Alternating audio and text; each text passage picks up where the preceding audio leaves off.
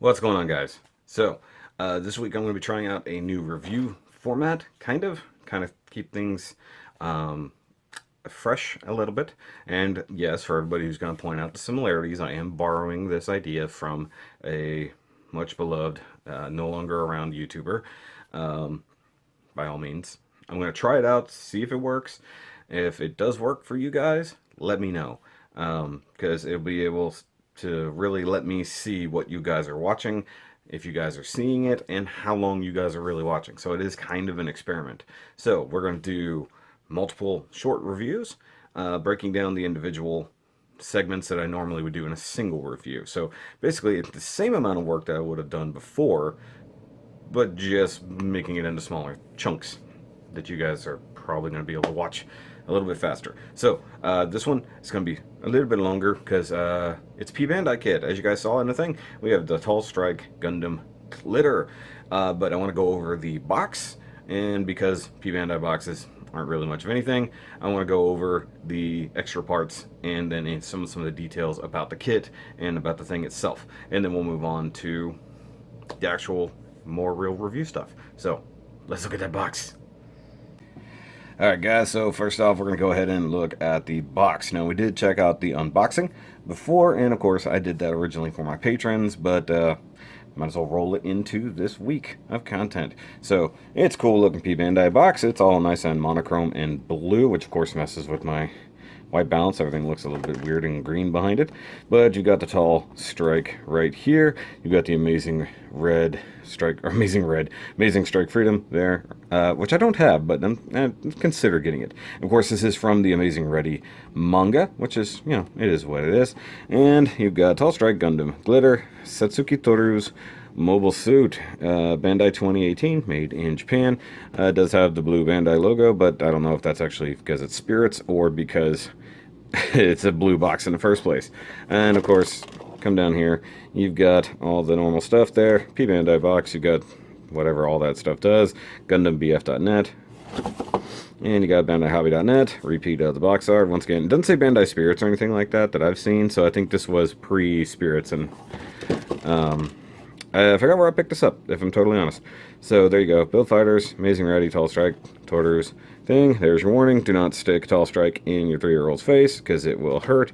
You got the little guy with the toilet, polybag, all the nice little warnings. And of course, it says 1,800 yen, but being a P-Bandai kit, of course, it wasn't that. And there you go. There'll be unhappy 0 to 3-year-olds, because, reasons. So, the other thing I wanted to go over was the instructions real quick.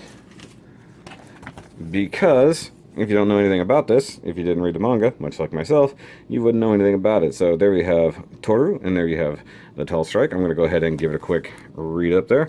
You got the GET X105TG. So of course that's the normal strikes call numbers, but then Toru Glitter. You got 17.7 meters, 90.9 tons, blah blah blah.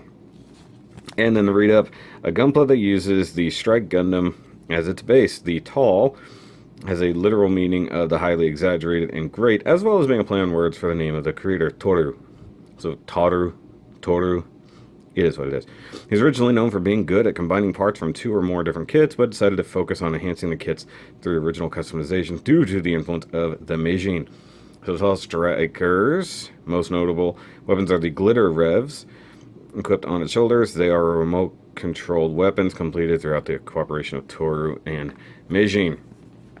And if you read this up here, childhood friend of Tatsuya Yuki, who became the third Meijin, Tatsuya learned the excitement of gunpla battles from Toru. The weapons named Revs are a symbol of their friendship, and a few more variants were created and shared. So if you follow the Amazing Ready thing, they came up with all kinds of different weapon systems and things like that over time. What they're referring to there as the Glitter Revs are these things here on the shoulders. We'll look at that more, obviously, later. But I wanted to give a little bit of background on this thing in and of itself, because if you're not reading the manga, you have no clue what it is. You're just like, why is it a P-Bandai kit I've never seen? So, yeah, it is that. So, that's that. But I wanted to also look at things you're going to use, things you aren't going to use. So here is the sticker sheet, as we looked at in the unboxing. As you can see, I used quite a lot of the foil stickers, but I did not use any of these. You'll see why later. But as the sticker sheet goes, really inoffensive and actually very accurate. I like it. But the runners are where it gets a little important. So we've got a bit of the C runner here, and you just don't use these thrusters there that I think were in the shoulders, if I remember correctly, of the original strike. You've got one little bit of the G runner, which is the normal strike's chest.